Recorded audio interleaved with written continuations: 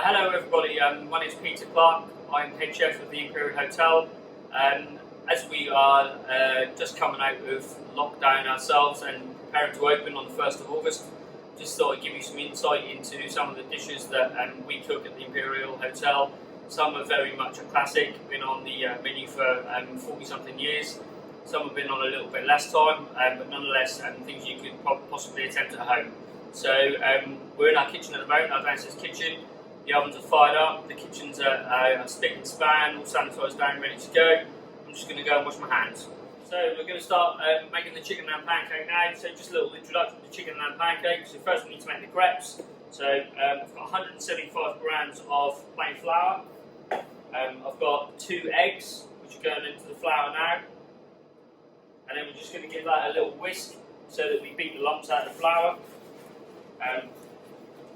You can add a little bit of milk if you like, if it's a bit too stiff, but it's very important to knock the lumps out of the flour. So as you can see, I need a little bit of milk, just to mix that to a batter, very much like a pancake batter, but just a little bit thinner than your average pancake batter mix. So as you can see, that's quite a stiff batter now. I'm going to add the rest of the milk, and then it's something that's not quite traditional for a pancake batter. I'm going to add a little drop of oil.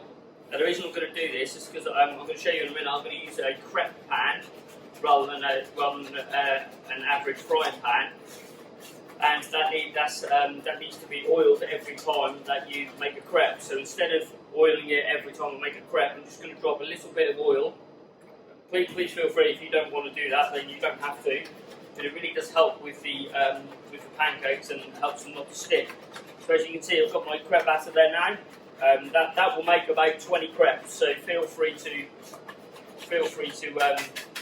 downsize the recipe if you like, but they do keep for a couple of days if you need them to. What I'm going to do now is I'm just going to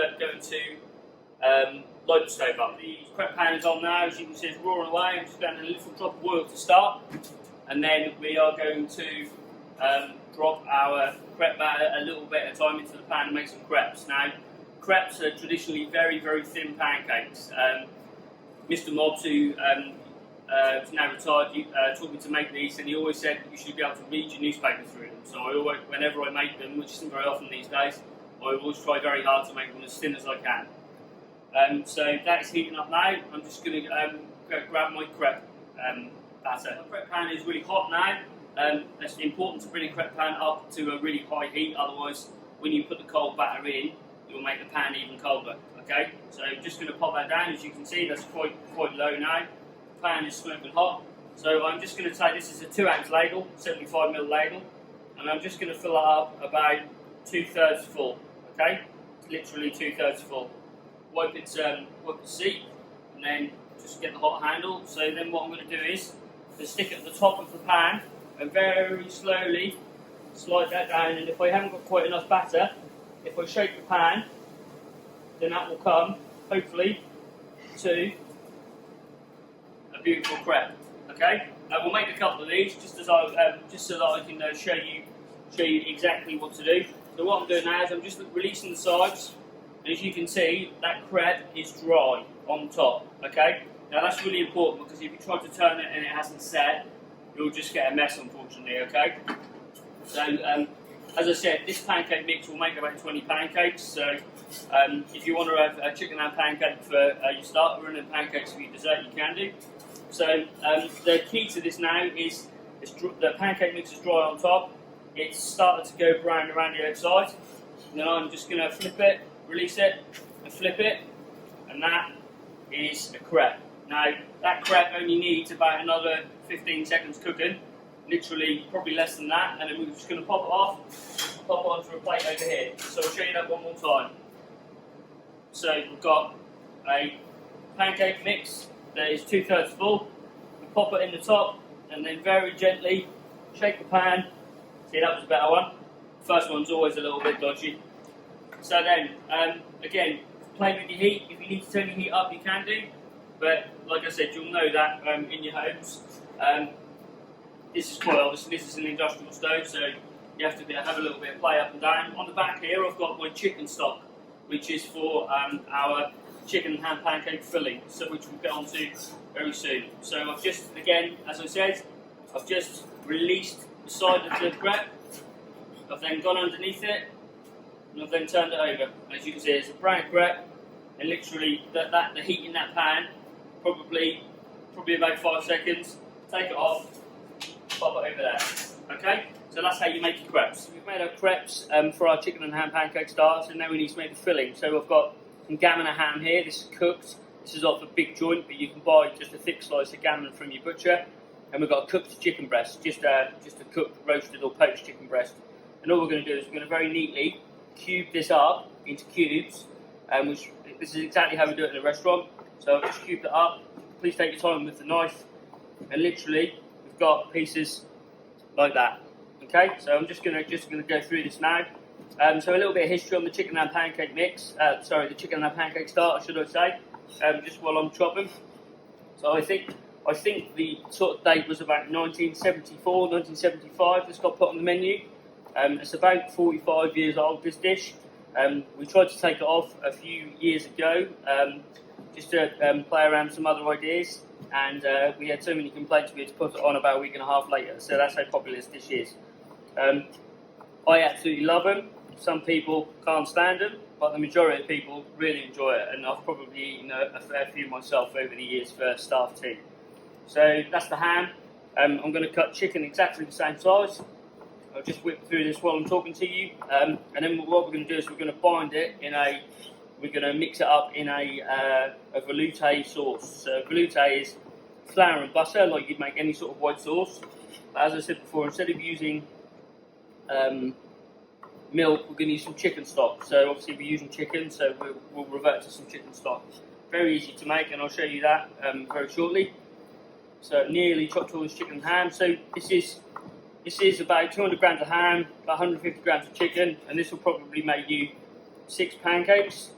So that's about as small as I can sort of get it really, with regard to the sort of quantity. But obviously we make this in sort of 3 times a batch at the hotel. So as you can see, that's all mixed up. That's all mixed up now, ready to go. So now we're going to make the sauce. In this pan, I've got 2 ounces, 110 grams of butter, whole butter. Can't really use flour or margarine for this. So it kind of splits out of the sauce. And then we've got exactly the same amount of flour. So we normally work on every pint of liquid that we have, every 500 ml of liquid, we do 2 ounces or 100 grams, 110 grams of butter, 110 grams of flour, and that'll make you a nice consistency sauce. So the butter is melted in the saucepan now. I'm just going to add the flour to it. Just pop that down, and then I'm going to start stirring. Now the reason I'm going to stir is because I want this in here, which I'll show you in a minute. It's going to become like a sandy texture. Now the reason I have to go to a sandy texture is because if you don't, you'll taste the flour and sauce, and that's really, really important. So if you can see that now, look, that's now all come together, and that's just starting to go to a sandy texture. Now what I mean by a sandy texture is the flour and the butter is cooking out together, and this is what we call a roux, R-O-U-X. It's a French word which means to cook butter and flour together. So over here I've got my stock boiling away. I'm going to turn my saucepan down now, and I'm going to add, very gently, you'll see that's quite hot, a little bit of stock at a time. Now the reason I'm adding a little bit of stock at a time, so I don't get any lumps. And then once I've added all this stock together, that is then going to go into our chicken and ham pancake mix. We're going to give it a stir, and then we'll be able to make the pancakes, put them together, cook them, and then my favourite part of eating them, because they are luxurious. So as you can see, that's had the first lot of stock in there. Okay, that's starting to, so I'm just going to add a little bit more. For a pint of stock, or 500 ml of stock, you want to add it in about 3 to 4 stages. You could add it all at once, but you'll just get a lumpy sauce. So it's really not worth the hassle of doing that. You need to really work the stock in stages to the flour and butter to get a really silky smooth sauce. Obviously, you need to season this. So salt and pepper is always a feature of cooking at the Imperial Hotel. But please do taste your food and make sure that you have enough salt and pepper for your taste, because people's tastes differ from person to person. So as you can see, that's at our second stage now. That starts to get a little bit looser. I'm now just going to add the third stage. So there's a little drop left in there now. And when you have added all the stock, it's very important that it boils as well. When it boils, it will thicken up. The flour will do its job, and it will thicken up the velouté sauce. So I'm just working in that last bit there now. Just starts to come to the boil. As you can see, that's a totally different sauce to what it was when we started. Really working in that stock now. And then I'm just going to add the last lot. That's all in. Turn the gas over the way there so we're nice and safe. And then while that is boiling away, we're just going to add 4 or 5 twists of pepper. Obviously, I've made this a lot over my 20 odd years of being here, so I kind of know how much salt to put in. But please make sure you taste your food. It's very, very, very important. And if you add the right amount of salt and pepper, it will taste really, really, really, really good. So that's now bringing up to the boil. We're now going to add it to our pancake mix next. Okay, so we've got our sauce now. Check the seasoning, tastes lovely to me. We've got our chicken and ham pancake mix in a nice bowl. We're now going to add the velouté mix to the chicken and ham. Now it's very important you do it this way. If you do it the other way and you've got a little bit too much sauce, you'll have a mess, unfortunately, when you bring your pancake out of the oven. So all it wants to do, as I said, we're looking to bind the chicken and ham pancake with the velouté sauce. We're not expecting that to be the sauce, because what we're going to do next is we're going to bake it with cream and cheese. That's the luxurious bit, and that's what makes it taste awesome. Okay, so as you can see now, that's bound. Now that's not a sauce, but that is actually binding the chicken and ham together. Okay, so that's your next stage, really. Okay, so I'm just going to take our crepes now, pop it on a nice clean board that we've just sanitised down. Just going to move away from the camera and get a spoon. So what we're going to do now is we've got our crepe here. What I'm going to do is I'm going to lay about a spoonful and a half of the pancake mix. So around that, bearing in mind this is a starter portion, so don't think, oh, it's going to leave me really hungry, because genuinely they are very, very filling. Okay, so you can see how much is left, so that will give you about 6 to 8 pancakes. Okay, so what we then do is it's very important to have the first side that you cooked in the pan for the crepe face down onto your surface. Okay, then what we're going to do is we're going to lift our left hand to the middle, we're going to bring our right hand to the middle, and then we're just going to pinch in the bottom there to make ourselves a little like envelope. Okay, and then what we're going to do is I'm going to roll. This is the tricky part. I'm going to roll the pancake, and then I'm going to pop it in what we call a pancake dish. And this is just an egg dish. Please, guys, don't go out and buy these. Okay, that is literally, you can use anything you want. Okay, now this is the really, really nice bit. So if you're working this from cold, you need to make sure this is either you need to pop it through a microwave for 30 seconds, or you need to make sure you take it out of your fridge in time, because this will not get hot unless you do that. Okay, so what we're going to do is we've got it in a nice little dish which we're going to serve it in. People who've had these at the Imperial Hotel will be very, very used to these, because we serve vegetables in them, we serve pancakes in them, and we serve lots of other things in them too. We've just got some grated cheese. Literally, you need about 25 grams, and it's very important that the cheese goes on first. And it's very important that it goes over the top of the pancake and around the sides. So I'm hoping you can see that, guys. Okay, so that's gone all the way around, over the top. And then we've got some double cream. Now, you could use whipping cream, but I prefer double cream because it's got a little bit more fat, and I like, as a chef, I like rich things. So what we're going to do is then we're just going to pour that over the top. Make sure it goes over the top of the pancake.